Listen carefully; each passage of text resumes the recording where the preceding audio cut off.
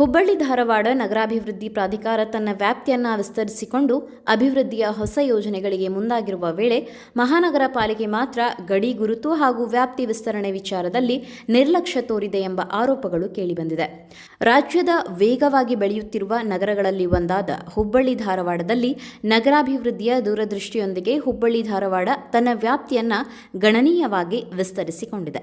1988ರಲ್ಲಿ 46 ಹಳ್ಳಿಗಳನ್ನು ಒಳಗೊಂಡು 402 ಚದರ ಕಿಲೋಮೀಟರ್ ವ್ಯಾಪ್ತಿಯಲ್ಲಿ ಕಾರ್ಯನಿರ್ವಹಿಸುತ್ತಿದ್ದ ಪ್ರಾಧಿಕಾರ ಇದೀಗ ಮತ್ತಷ್ಟು 46 ಹಳ್ಳಿಗಳನ್ನು ಸೇರ್ಪಡೆಗೊಳಿಸಿ ಒಟ್ಟು 92 ಹಳ್ಳಿಗಳನ್ನು ತನ್ನ ವ್ಯಾಪ್ತಿಗೆ ಸೇರಿಸಿಕೊಂಡಿದೆ.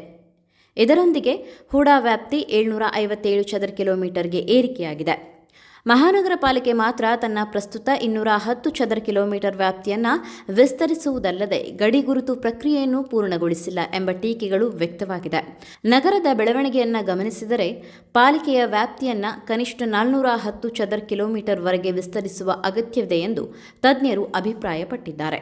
ಹುಬ್ಬಳ್ಳಿ ಧಾರವಾಡ ಹೊಸ ಹಳ್ಳಿಗಳನ್ನು ತನ್ನ ವ್ಯಾಪ್ತಿಗೆ ಸೇರಿಸಿಕೊಂಡು ಭವಿಷ್ಯದ ಅಭಿವೃದ್ಧಿಗೆ ಅಡಿಪಾಯ ಹಾಕುತ್ತಿದ್ದರೆ ಮಹಾನಗರ ಪಾಲಿಕೆ ಇನ್ನೂ ವಿಳಂಬ ನೀತಿ ಅನುಸರಿಸುತ್ತಿದೆ ಎಂಬ ಆರೋಪ ಕೇಳಿಬರುತ್ತಿದೆ. ಇದರಿಂದ ಅಭಿವೃದ್ಧಿ ಯೋಜನೆಗಳ ಜೊತೆಗೆ ಪಾಲಿಕೆಗೆ ಬರಬೇಕಾದ ಆದಾಯದ ಮೇಲೂ ಪರಿಣಾಮ ಬೀಳುವ ಸಾಧ್ಯತೆ ಇದೆ ಎನ್ನಲಾಗುತ್ತಿದೆ. ಬೆಳೆಯುತ್ತಿರುವ ಹುಬ್ಬಳ್ಳಿ ಧಾರವಾಡ ನಗರದ ಅಗತ್ಯಗಳಿಗೆ ತಕ್ಕಂತೆ ಮಹಾನಗರ ಪಾಲಿಕೆ ಕೂಡ ಗಡಿಗುರುತು ಹಾಗೂ ವ್ಯಾಪ್ತಿ ವಿಸ್ತರಣೆ ಪ್ರಕ್ರಿಯೆಗೆ ಶೀಘ್ರ ಚಾಲನೆ ನೀಡಬೇಕೆಂಬ ಒತ್ತಾಯ ಸಾರ್ವಜನಿಕ ವಲಯದಲ್ಲಿ ಕೇಳಿಬರುತ್ತಿದೆ.